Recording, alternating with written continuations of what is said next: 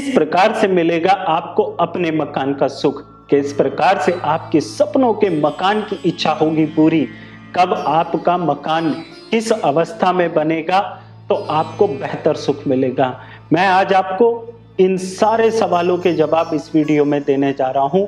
आपकी जन्म कुंडली के हिसाब से एकदम सटीक और एकदम पॉइंट टू पॉइंट सारी बात आपको मिलने वाली है। ध्यान से देखिएगा।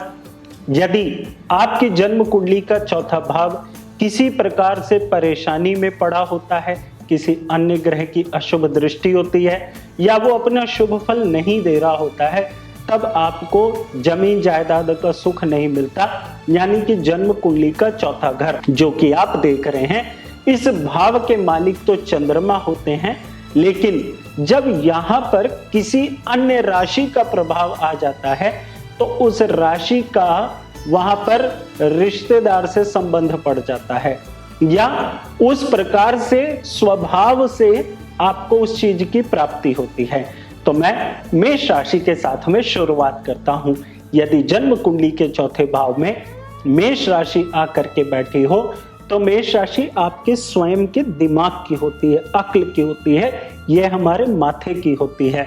तो कंफर्म हो जाता है आपको अपनी मेहनत, अपनी लगन और अपनी अक्ल से ही आपको प्रॉपर्टी का सुख मिलेगा। भाई की मदद से आपको जमीन जायदाद का सुख मिल सकता है। इसके बाद यदि यहाँ पर 2 नंबर राशि आके पड़ जाती है तो आपको अपने परिवार और संबंधियों से आपको ज्वाइंट प्रॉपर्टी मिलने का योग बनता है। यदि यहाँ पर आपके 3 नंबर राशि आके पड़ जाती है तो छोटे भाई बहनों की और मित्रों की मदद से, उनके सहयोग से और आपको लोगों के साथ मेल जोल करके ज्वाइंट प्रॉपर्टी का सुख यहाँ पर भी आपको मिलता है। अब यदि यहाँ पर चंद्रमा की यानी कि स्वयं अपनी ही राशि आकर के पड़ी हुई हो तो ऐसी परिस्थिति के अंदर माँ, नानी, दादी की मदद से या उनकी तरफ से एज ए गिफ्ट आपको प्रॉपर्टी का सुख मिलता है। यदि यहाँ पर 5 नंबर की राशि आकर के पड़ जाए तो सरकार की मदद से, पिता की मदद से आपकी अपनी पसंद की प्रॉपर्टी बनेगी, आपकी अपनी इच्छा पूर्ति वाली प्रॉपर्टी बनेगी, जिससे आपको सुख मिलेगा। और साथ ही साथ संतान के पैदा होने के बाद भी ऐसे व्यक्ति को जमीन जायदाद का सुख मिलता है और कई लोगों को संतान के द्वारा बनाई हुई संपत्ति का सुख मिलता है। अब हम 6 नंबर यानी कन्या राशि की तरफ आ जाते हैं।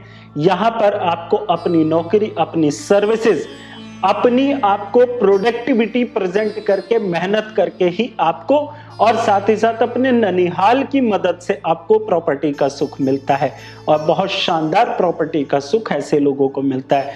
जब यहाँ पे 7 नंबर की राशि आकर के पड़ जाए तो ऐसे व्यक्ति को विवाह के पश्चात प्रॉपर्टी का सुख मिलता है और बहुत शानदार प्रॉपर्टी बनती है, बहुत अव्वल, बहुत ऊंची और बहुत रईसों वाली सोसाइटी में ऐसे व्यक्ति को अपने मकान का सुख मिलता है। साथ ही साथ जीवन साथी की मदद से भी ऐसे व्यक्ति को जमीन जायदाद का सुख मिल जाता है।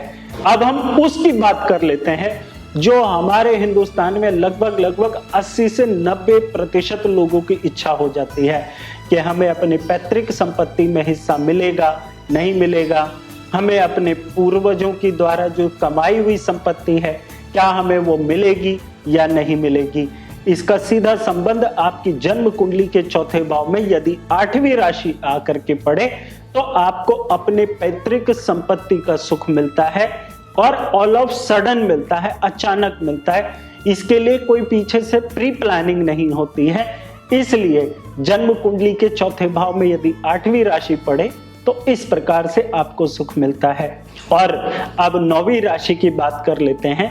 यहां से भी यही कंफर्म हो जाता है कि आपको अपने बड़े बुजुर्गों और पुरखों की कमाई हुई संपत्ति का सुख मिलता है। ध्यान रखिएगा, यहाँ पर आपको संपत्ति बहुत आलीशान और अव्वल दर्जे की मिला करती है।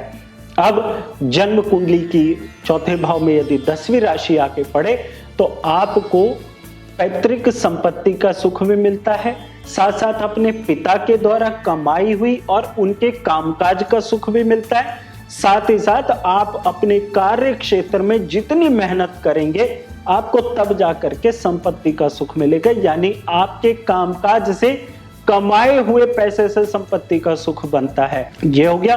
और मैं संपत्ति के सुख के तौर पे यहाँ पे वाहन के सुख की भी बात कर रहा हूं, इसलिए इस बात का भी ध्यान रखिएगा। अब यदि जन्म कुंडली के चौथे भाव में 11 नंबर राशि आकर के पड़ जाए तो गिफ्ट प्रॉपर्टी मिलती है अपने बड़े बुजुर्गों से, और अपने बड़े भाई, अपनी बड़ी बहन, अपने गुरु, अपने बड़े बुजुर्गों का ऐसे व्यक्ति को बहुत अच्छा सुख मिलता है। As a gift deed property ऐसे लोगों को जल्दी मिलती है। इसके बाद यदि चौथे भाव के अंदर 12 नंबर की राशि आकर के पड़ जाए तो ऐसा व्यक्ति विदेश में अपनी प्रॉपर्टी बनाता है।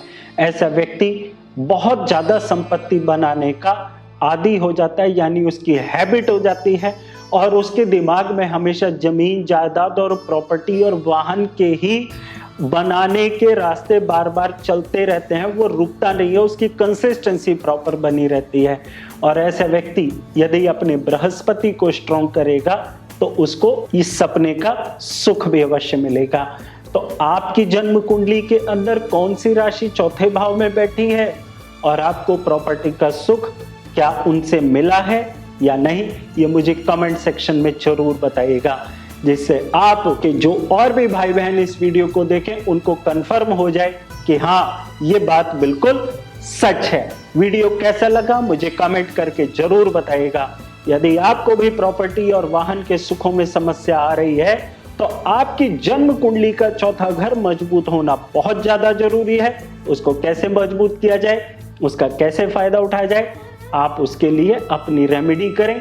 किसी बेहतर ज्योतिषाचार्य से मिल करके आप मुझसे भी अपॉइंटमेंट लेकर के मिल सकते हैं। तो स्क्रीन पर दिए नंबर पे कॉल करके आप अपना अपॉइंटमेंट फिक्स कर लीजिए।